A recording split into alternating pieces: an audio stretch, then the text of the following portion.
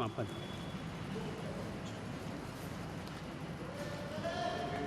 सातवें पद का अपने आप में बहुत अलग महत्व है। 7वां पद है सम्यक ज्ञान पद।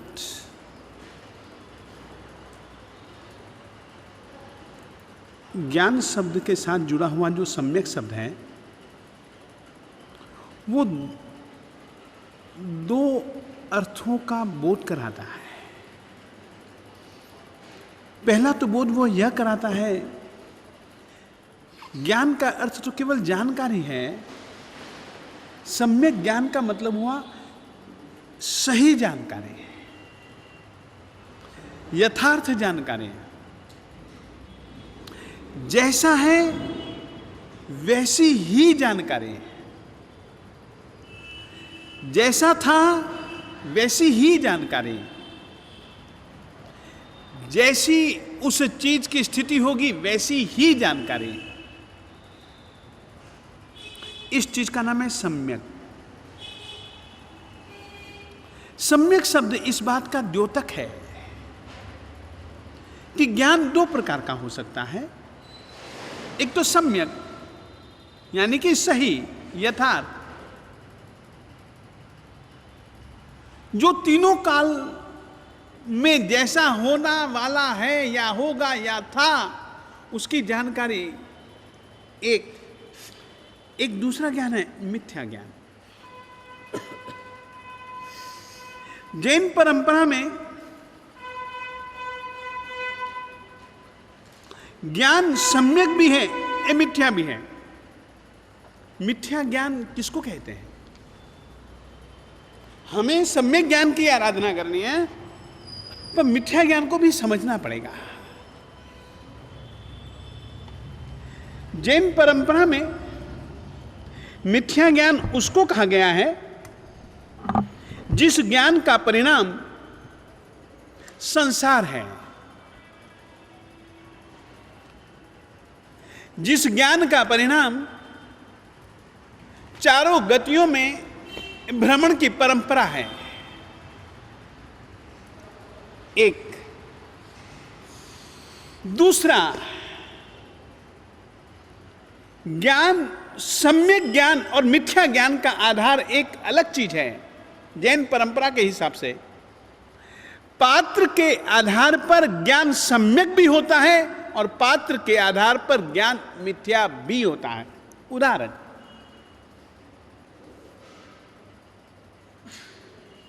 स्वाति की बूंद होती है। स्वाति की बूंद के विषय में कहा जाता है कि यदि स्वाति की बूंद सीप में गिर जाए तो मोती बन जाते हैं, और यदि वही स्वाति की बूंद सांप के मुंह में पड़ जाए तो वो विष बन जाते हैं। आप स्वाति की बूंद को ज्ञान का रूप समझें, सीप के रूप को सम्यक दृष्टि आत्मा समझें, और सांप के रूप में आप लोग मिथ्या दृष्टि आत्मा को समझें। फिर से कह देना चाहता हूं, ज्ञान ज्ञान है। हमको सम्यक ज्ञान चाहिए। सम्यक ज्ञान और मिथ्या ज्ञान की बस इतनी ही निशानी तुम समझो, एक, जिससे चारों गतियों में यानी कि संसार में अपना भटकन बढ़े, इसका नाम मिथ्या ज्ञान। जिससे चारों गतियों में घूमना फिरना कम हो, हम कहीं पर अटक जाएं, ऐसा जो ज्ञान, वो सम्यक ज्ञान। ज्ञान सम्यक है या मिथ्या है, इसका आधार प्रमुख रूप से यदि कोई है तो वह पात्र है। उदाहरण, ये बात मैं दूसरी बार ज्यों की त्यों बोल रहा हूं। उदाहरण, स्वाति की बूंद जिसमें न जाने क्या क्या शक्ति है। इतना ही नहीं, पात्र के आधार पर उसकी शक्ति बदल जाती है, उसका स्वरूप बदल जाता है। स्वाति की बूंद यदि आसमान से गिरी और किसी सीप के मुंह में पड़ गई तो फिर वह स्वाति की बूंद पानी नहीं रहती, वह पानी की बूंद मोती के रूप में परिवर्तित हो जाती है। मोती एक अलग तरीके का, एक अपने आप में रत्न माना जाता है, जिसकी कीमत है, पानी की बूंद की कीमत बढ़ जाती है केवल सीप के कारण से।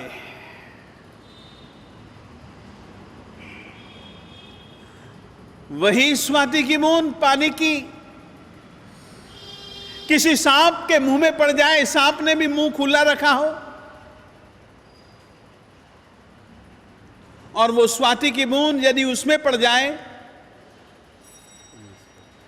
और विष बन जाती है, जहर बन जाती है। क्या ये बूंद की करामात है? पात्र की करामात है कि वह उसको किस स्वरूप में परिवर्तित कर रहा है, परिणत कर रहा है। एक बात आगे कहूं, यदि वही स्वाति की बूंद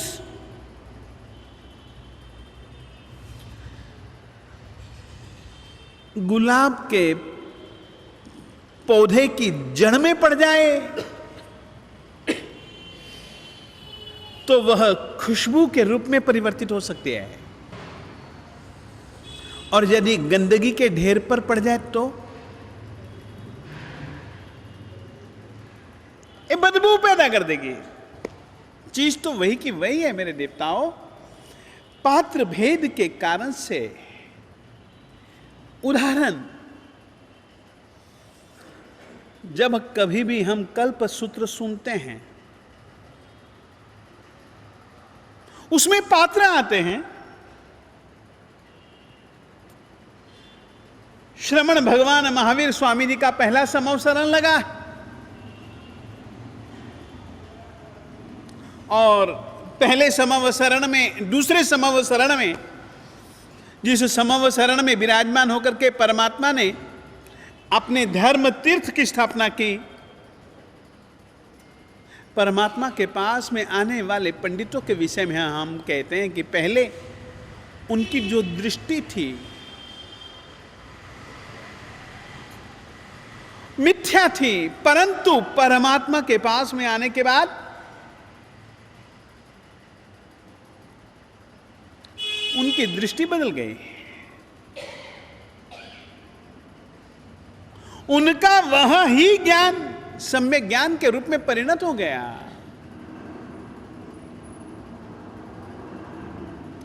सचमुच में बहुत बहुत बहुत बहुत आवश्यक पद है आज का। यदि ज्ञान सम्यक नहीं है, श्रद्धा सम्यक नहीं बन सकते। ज्ञान सम्यक नहीं है, चारित्र सम्यक नहीं बन सकता। ज्ञान सम्यक नहीं है, आत्मा सही लक्ष्य निर्धारित नहीं कर सकता। ज्ञान सम्यक नहीं है तो आत्मा सही लक्ष्य की ओर कभी कदम नहीं बढ़ा सकता। अतः जीवन में सम्यक ज्ञान की बहुत बड़ी जरूरत है। यदि हमें आत्महित, आत्म कल्याण करना है तो इसीलिए तो हमारी परंपरा में एक बात शुरुआत से कही गई, ज्ञान का महत्व है मगर सम्यक ज्ञान का महत्व सर्वाधिक है। हम लोग गुरु वल्लभ जी महाराज साहब इसीलिए ही मात्र विद्या नहीं, सम्यक विद्या के आग्रही थे। उसके साथ में माना यदि सम्यक विद्या होगी तो हमेशा याद रखिएगा मेरे देवताओं, फिर तुम्हारा लक्ष्य गलत नहीं होगा, तुम्हारी दिशा कभी गलत नहीं हो सकेगी, फिर तो तुम्हारी दिशा सही होगी, फिर तो कुछ भी आएगा। ऐसा नहीं होता, पारस मणि का स्पर्श न मिले तो लोहा लोहा है, पारस मणि का स्पर्श मिल जाए तो लोहा सोना होते हुए देरी नहीं लगती है। सम्यक ज्ञान का स्पर्श हमारे पूर्ण ज्ञान को, सकल ज्ञान को, मिथ्या ज्ञान को भी परिवर्तित कर देता है। ये एक ऐसा पारसमणि है। खूब खूब सम्यक ज्ञान की आराधना करो। और सम्यक ज्ञान की सीधी सादी सी परिभाषा, परमात्मा ने जो कहा है, परमात्मा ने जो प्ररूपित किया है वह ही सत्य है। तमेव सत्यम निस्संकम जम जिनेहिम पवे इयम। हमारा उद्घोष तमेव सत्यम निस्संकम, वह ही सत्य है, वह ही निशंक है, जो जिनेंद्र परमात्मा ने पवे इयम समझाया है, बताया है, सिखाया है, कहा है। बस अपने लिए तो वह ही सम्यक ज्ञान है। दूसरी बात आप लोगों को कह देना चाहता हूं, आज का बहुत प्रमुख पद है सम्यक ज्ञान। अब जरा कोशिश करो, ठीक है, ओम ह्रीम नमो नानस्स इस पद की माला के रूप में पर लोग आराधना करें, मना नहीं है, बहुत अच्छी चीज है, विधि है, परंतु साथ साथ में पढ़ना चालू करें। थोड़ा सा पढ़ना है, पढ़ना है, पढ़ना ही पढ़ना है। एक मुनिराज थे, एक मुनिराज थे। गुरुजी ने उनको आगम पढ़ने के अधिकार के लिए योग करवाना चालू किया। योग, क्योंकि आगमों के विषय में एक परंपरा है कि योग पूर्वक ही आगम पढ़े जाते हैं। तो आगम की उनको वाचना देनी थी, तो उसमें गुरुजी आज्ञा देते हैं और उनको याद करके सुनाना पड़ता।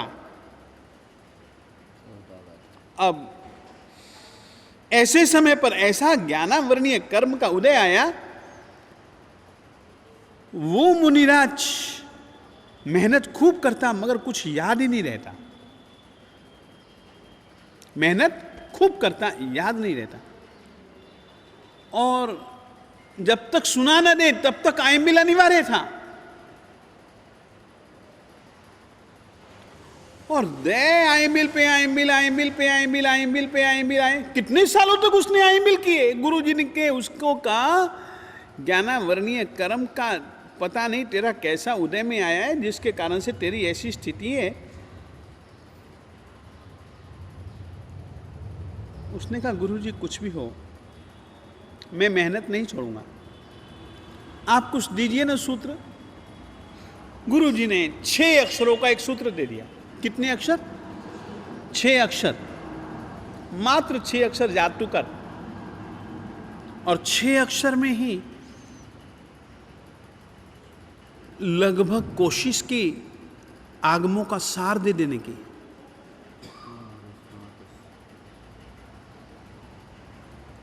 छह अक्षरों में ही उन्होंने रास्ता और मंजिल ये दोनों पकड़ा दिए 6 अक्षरों में। गुरुजी बड़े ज्ञानी होंगे। और कहा तो ये 6 अक्षर तो याद कर। वो याद करता है, मगर ऐसा कर्म उदय में आया वो 6 अक्षर भी उसको याद नहीं होते।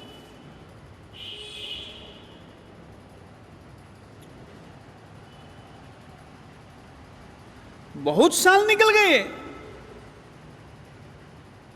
6 अक्षर थे, मारुष मातुष। रोष मत कर और तोष मत कर। रोष द्वेष का परिणाम है, तोष राग का परिणाम है। राग और द्वेष छोड़ दे। ये याद कर, ये जीने का प्रयास तो वह मारुष मातुष की तरह करता है, मगर जब वो याद करता है तो मारुष मातुष के बदले माशतुष उसको याद रह जाता है। याद करते करते करते करते करते करते एक दिन यूं ही बैठा विचारने लगा। कितने 12 साल तक के हैं, कितने साल 12 साल तक उसने आईमिल किए और मारुष मातुष ये 6 अक्षर याद नहीं कर पाया। याद आया तो बस माशतुष ही, सभी जन उसको उसका नाम ही माशतुष मुनि रख दिया।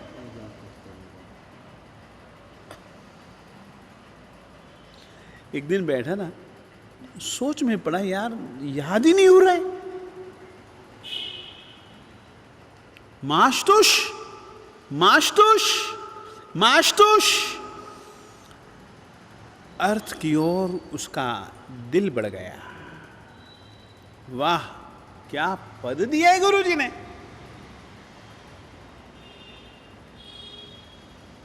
गुरु जी की बड़ी दया बरसी है। अरे मैं इतना भी याद नहीं कर पा रहा। माशतुष, माश यानी कि उड़द का दाना, उड़द की दाल को माश कहा जाता है संस्कृत में। तुष उसके छिलके को कहा जाता है। वो विचार करता है, क्या क्या क्या गुरुजी ने सूत्र दे दिया। माशतुष, तेरी आत्मा की स्थिति छिलके सहित उड़द के दाने जैसी है। छिलके वाले उड़द को तुम पकड़ो, काला काला होता है, और छिलके बिना के उड़द के दाने को पकड़ो तो सफेद, बिल्कुल सफेद होता है, अंदर से स्वरूप सफेद होता है।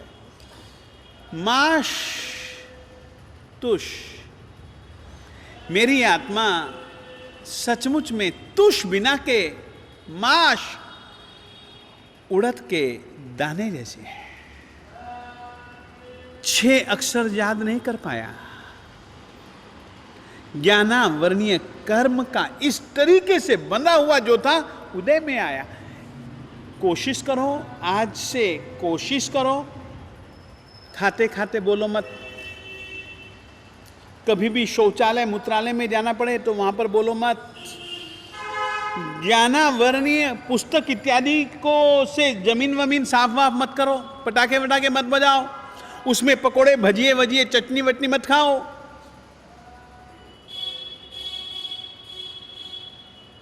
आपको मैं कहना चाहता हूं, अभी भी ऐसे श्रावक हैं जिनको कि राह चलते हुए भी कभी जाना पड़ता है ना, रुपए सब जो कुछ भी लिखा विखा होता है वो सब दे देते हैं। ये तुम लोग लिखते हो यूज मी, USEM, हाँ वो जो इंग्लिश में यूज मी, ये सब अक्षरों के ऊपर ये सब ज्ञानावर्णीय क्रम बनता है। रुपए लेकर के भी मूत्रालय में शौचालय में नहीं जाना चाहिए। अक्षर लेकर के जाते हो गंदे स्थान पर, पेपर पढ़ते हैं साहब। और तुम्हारी पाश्चात्य पद्धति में तो शांति से अखबार पढ़ने का नहीं, उपन्यास पढ़ने का नहीं, वो सब देखने का, वो सब स्थान वो है।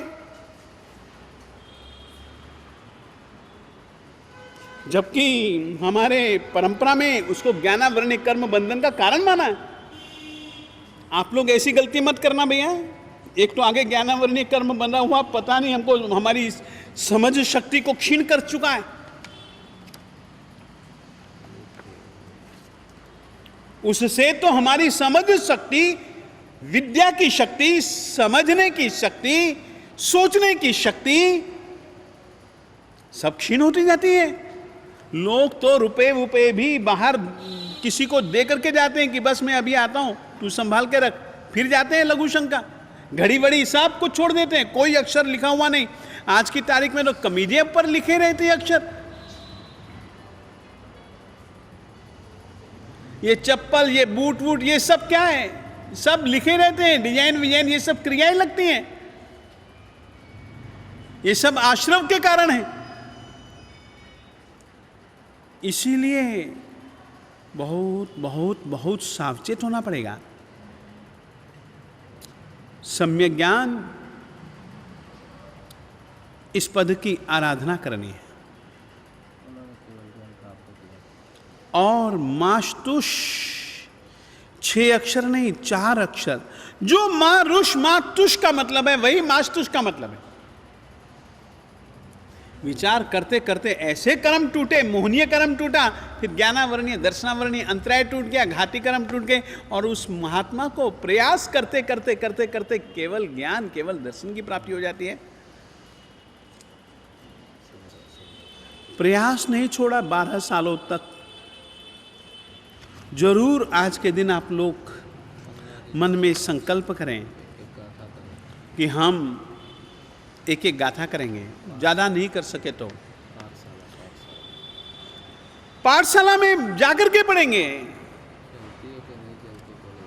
बच्चों को पढ़ाएंगे।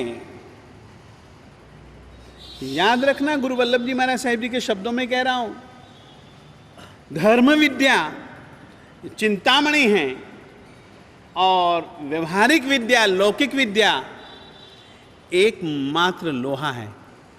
उसको यदि सोना बनाना हो तो धर्म विद्या रूपी पारस मणि के स्पर्श की जरूरत है।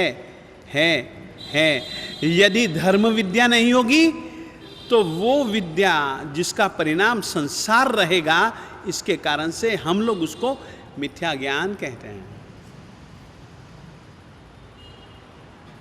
आज सम्यक ज्ञान, इस पद की आराधना का दिन है।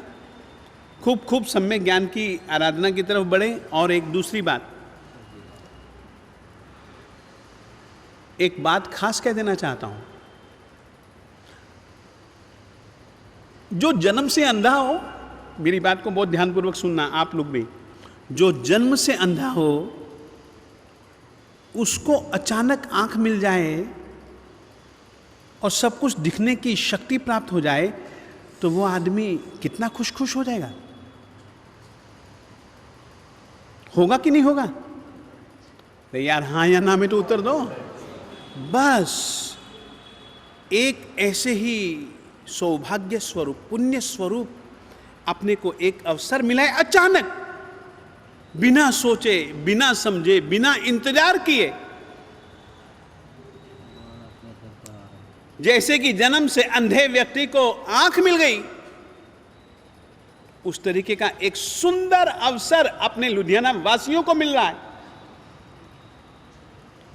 और विशेष करके ये तो जो मुकद्दर वाले होते हैं, पता नहीं उन्हीं लोगों को, पता नहीं वो किस किस को पसंद कर लेता है, पता नहीं। उसके लिए भैया नेमचंद परिवार, इनके घर से देवाधिदेव परमात्मा श्री जीरावला पार्श्वनाथ स्वामी जी की रथ यात्रा का प्रारंभ होने जा रहा है और उसका समापन अपने सिविल लाइंस देवाधिदेव परमात्मा श्री आदिनाथ स्वामी जी के मंदिर में होगा। उस दिन का संघ भक्ति का लाभ भैया श्रीमान, नाम मैं तो इसी को ही जानता हूँ, जो कुछ भी है वो भैया सिकंदर जी समाचार देंगे अपन सभी जनों को। अब तैयारियां करनी है।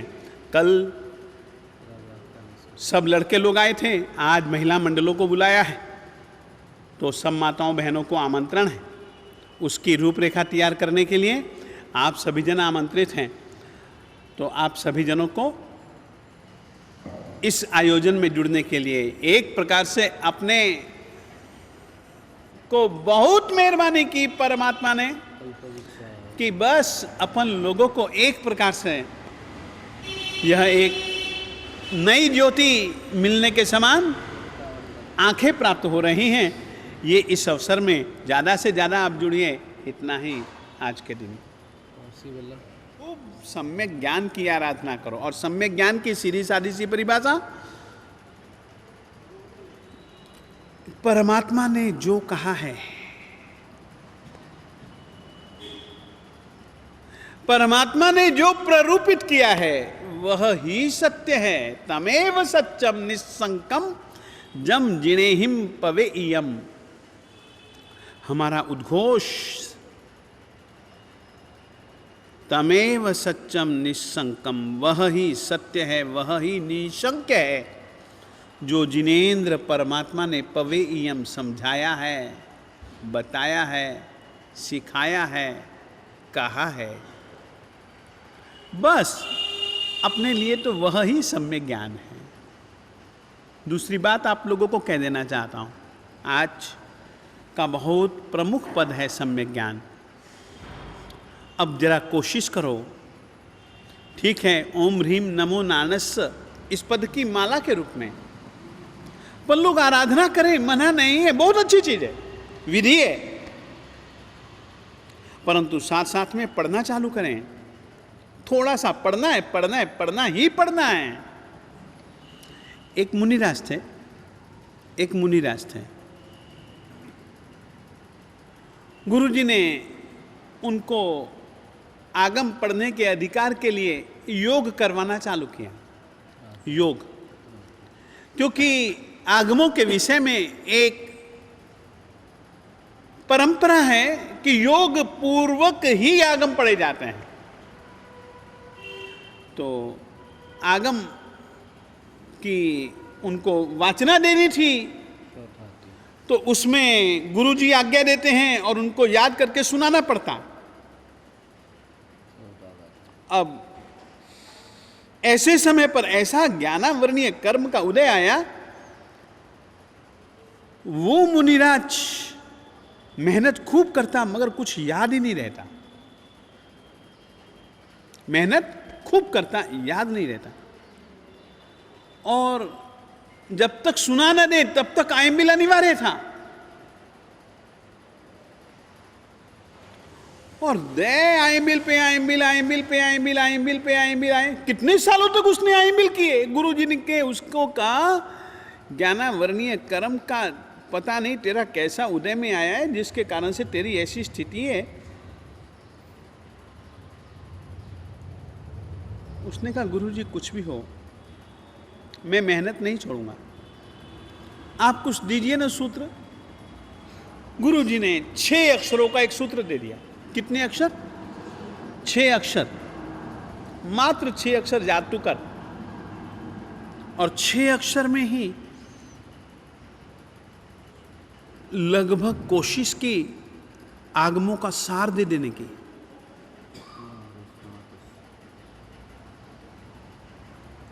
छह अक्षरों में ही उन्होंने रास्ता और मंजिल ये दोनों पकड़ा दिए। 6 अक्षरों में। गुरुजी बड़े ज्ञानी होंगे। और कहा, तो ये 6 अक्षर तो याद कर। वो याद करता है, मगर ऐसा कर्म उदय में आया, वो 6 अक्षर भी उसको याद नहीं होते।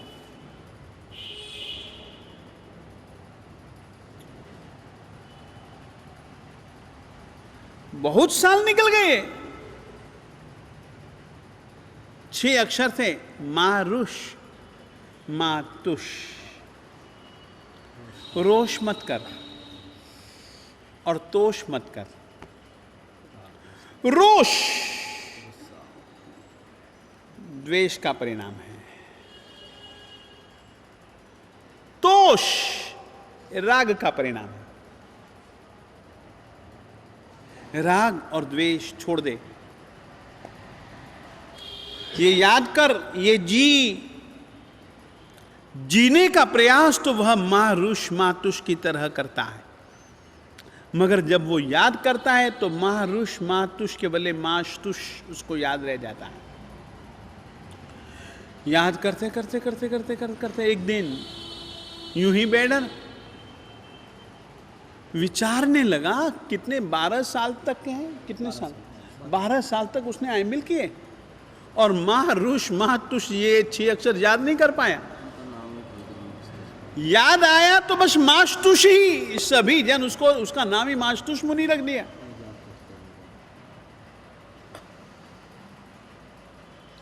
एक दिन बैठा ना, सोच में पड़ा, यार याद ही नहीं हो रहा है।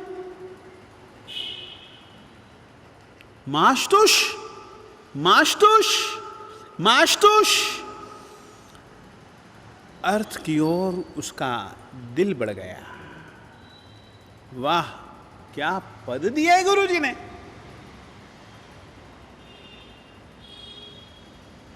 गुरु जी की बड़ी दया बरसी है। अरे मैं इतना भी याद नहीं कर पा रहा। माशतुष, माश यानी कि उड़द का दाना, उड़द की दाल को माश कहा जाता है संस्कृत में।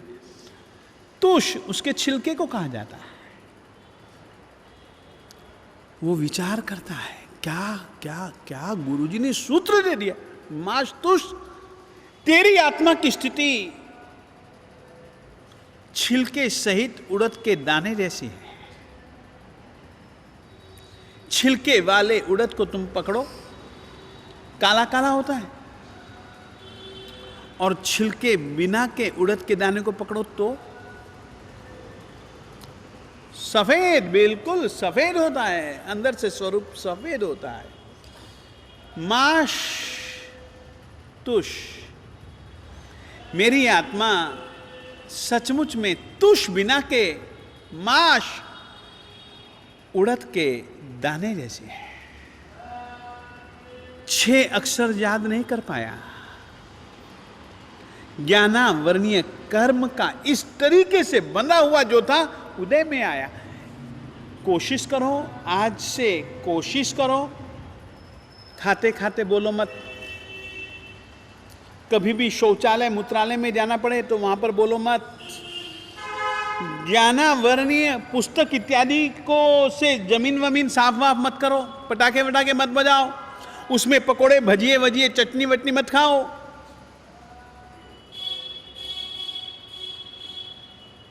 आपको मैं कहना चाहता हूं, अभी भी ऐसे श्रावक हैं जिनको कि राह चलते हुए भी कभी जाना पड़ता है ना, रुपए सब जो कुछ भी लिखा विखा होता है वो सब दे देते हैं। ये तुम लोग यूज मी, USEM, हाँ वो जो इंग्लिश में यूज मी, ये सब अक्षरों के ऊपर ये सब ज्ञानावर्णीय क्रम बनता है। रुपए लेकर के भी मूत्रालय में शौचालय में नहीं जाना चाहिए। अक्षर लेकर के जाते हो गंदे स्थान पर, पेपर पढ़ते हैं साहब। और तुम्हारी पाश्चात्य पद्धति में तो शांति से अखबार पढ़ने का ने, उपन्यास पढ़ने का नहीं, वो सब देखने का, वो सब स्थान वो है। जबकि हमारे परंपरा में उसको ज्ञानावर्णीय कर्म बंधन का कारण माना है। आप लोग ऐसी गलती मत करना भैया। एक तो आगे ज्ञानावर्णीय कर्म बंधा हुआ, पता नहीं हमको, हमारी समझ शक्ति को क्षीण कर चुका है। उससे तो हमारी समझ शक्ति, विद्या की शक्ति, समझने की शक्ति, सोचने की शक्ति सब क्षीण होती जाती है।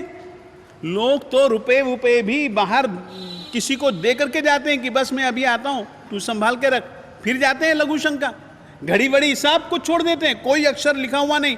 आज की तारीख में तो कमीजे पर लिखे रहते हैं अक्षर। ये चप्पल, ये बूट वूट, ये सब क्या है, सब लिखे रहते हैं, डिजाइन विजाइन, ये सब क्रियाएं लगती हैं। ये सब आश्रम के कारण है। इसीलिए बहुत बहुत बहुत सावचेत होना पड़ेगा। सम्यक ज्ञान, इस पद की आराधना करनी है। और मास्तुष 6 अक्षर नहीं 4 अक्षर। जो मां रुष मां तुष का मतलब है वही मास्तुष का मतलब है। विचार करते करते ऐसे कर्म टूटे, मोहनीय कर्म टूटा, फिर ज्ञानावरणीय दर्शनावरणीय अंतराय टूट गया, घाती कर्म टूट गए, और उस महात्मा को प्रयास करते करते करते करते केवल ज्ञान, केवल दर्शन की प्राप्ति हो जाती है। प्रयास नहीं छोड़ा 12 सालों तक। जरूर आज के दिन आप लोग मन में संकल्प करें कि हम एक एक गाथा करेंगे, ज्यादा नहीं कर सके तो पाठशाला में जाकर के पढ़ेंगे, बच्चों को पढ़ाएंगे। याद रखना, गुरु वल्लभ जी महाराज साहिब जी के शब्दों में कह रहा हूं, धर्म विद्या चिंतामणि है और व्यवहारिक विद्या, लौकिक विद्या एकमात्र लोहा है। उसको यदि सोना बनाना हो तो धर्म विद्या रूपी पारस मणि के स्पर्श की जरूरत है। यदि धर्म विद्या नहीं होगी तो वो विद्या जिसका परिणाम संसार रहेगा, इसके कारण से हम लोग उसको मिथ्या ज्ञान कहते हैं। आज सम्यक ज्ञान इस पद की आराधना का दिन है। खूब खूब सम्यक ज्ञान की आराधना की तरफ बढ़े। और एक दूसरी बात, एक बात खास कह देना चाहता हूं, जो जन्म से अंधा हो, मेरी बात को बहुत ध्यानपूर्वक सुनना आप लोग भी, जो जन्म से अंधा हो उसको अचानक आंख मिल जाए और सब कुछ दिखने की शक्ति प्राप्त हो जाए तो वो आदमी कितना खुश हो जाएगा। होगा कि नहीं होगा? तो यार हाँ या ना में तो उत्तर दो। बस एक ऐसे ही सौभाग्य स्वरूप, पुण्य स्वरूप अपने को एक अवसर मिला है, अचानक, बिना सोचे, बिना समझे, बिना इंतजार किए। जैसे कि जन्म से अंधे व्यक्ति को आंख मिल गई, उस तरीके का एक सुंदर अवसर अपने लुधियाना वासियों को मिल रहा है। और विशेष करके ये तो जो मुकद्दर वाले होते हैं, पता नहीं उन्हीं लोगों को, पता नहीं वो किस किस को पसंद कर लेता है, पता नहीं। उसके लिए भैया नेमचंद परिवार, इनके घर से देवाधिदेव परमात्मा श्री जीरावला पार्श्वनाथ स्वामी जी की रथ यात्रा का प्रारंभ होने जा रहा है और उसका समापन अपने सिविल लाइंस देवाधिदेव परमात्मा श्री आदिनाथ स्वामी जी के मंदिर में होगा। उस दिन का संघ भक्ति का लाभ भैया श्रीमान, नाम मैं तो इसी को ही जानता हूँ, जो कुछ भी है वो भैया सिकंदर जी समाचार देंगे अपन सभी जनों को। अब तैयारियां करनी है। कल सब लड़के लोग आए थे, आज महिला मंडलों को बुलाया है, तो सब माताओं बहनों को आमंत्रण है। उसकी रूपरेखा तैयार करने के लिए आप सभी जन आमंत्रित हैं। तो आप सभी जनों को इस आयोजन में जुड़ने के लिए एक प्रकार से अपने को बहुत मेहरबानी की परमात्मा ने कि बस अपन लोगों को एक प्रकार से यह एक नई ज्योति मिलने के समान आंखें प्राप्त हो रही हैं। ये इस अवसर में ज़्यादा से ज़्यादा आप जुड़िए। इतना ही आज